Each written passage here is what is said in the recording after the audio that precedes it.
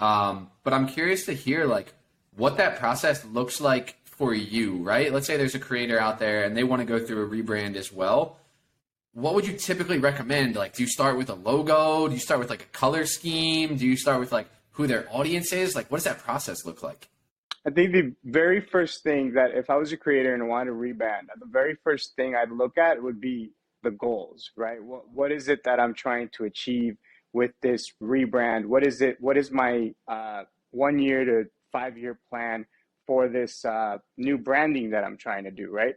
And then from then, once I've determined the goals, then we can start looking at things like, who your audience is, building sort of identifying what their interests are, what pain points they may have, and really digging in deep into those, uh, pain points, benefits, things like that, that you can sort of use to position yourself as the expert in that sort of realm of, who your customer is, because you want to essentially, especially in the, like, if you're an educator, on TikTok or on Instagram or whatever, you really want to be that go-to person that they think of when they're looking for the solution to that specific problem or things like that.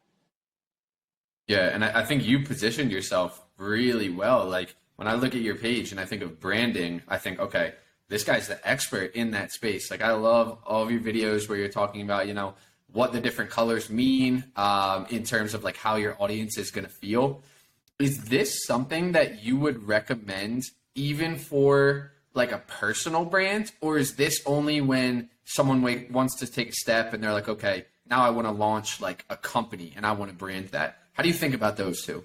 I think it works for both. When it comes when it comes to a personal brand, there's different elements involved beyond just like colors and things like that, right? Like the way you present yourself on camera, the way you present yourself in images, that's all part of your like personal branding and stuff.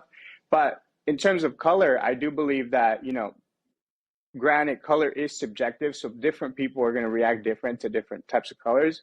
But, as you've seen the studies done, research done, that certain colors do evoke some sort of emotion. So it's always helpful to look into that and see what color would be best fit for your brand, right? Like if you're going to position yourself as an expert, maybe a light green to have that like sage sort of persona, or a light blue to be seen as a little bit more trustworthy and stuff, right? So it's really it really does help to look at color in that way.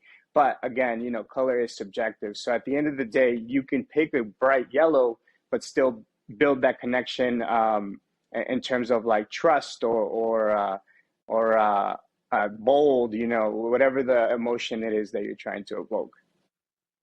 So the previous branding we had, the brand colors were yellow, red, and blue, right? It was just like this kind of super colorful, super playful.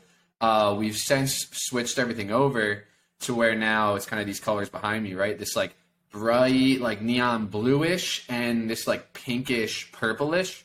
I'm curious from your perspective, like what does that portray?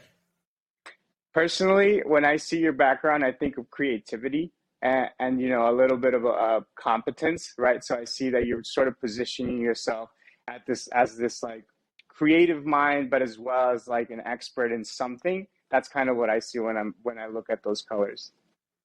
I love it, and that's kind of what we wanted too. We wanted like still like a playful kind of feel to it because my brand, we connect brands with content creators, right? So we wanted that like young like content creator feel, but we also still wanted to get the point through where it's like competence, like you mentioned, like competence, trust, knowledge as well, but still have that like fun, exciting kind of young side of things. I mean, we didn't dive too much into like the psychology behind the colors, but it's something that it just like it felt natural to Mm-hmm. me.